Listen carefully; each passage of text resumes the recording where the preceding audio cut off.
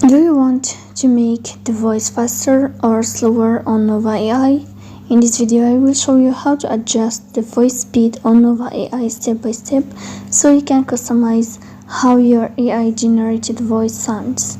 Changing the voice speed helps you create more natural narration, improve clarity, and match the pacing you want for your videos or audio projects. So let's see how it works.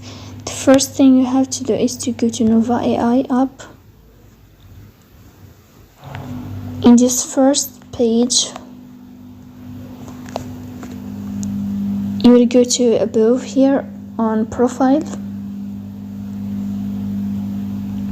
Then this page here you will find voice, settings voice, so we'll tap on voice.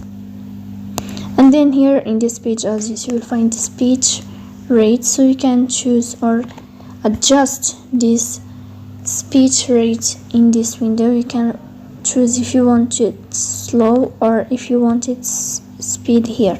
So that's it. If you are enjoying watching this video and if this video is helpful for you, don't forget to support us by like and subscribe. See you next time.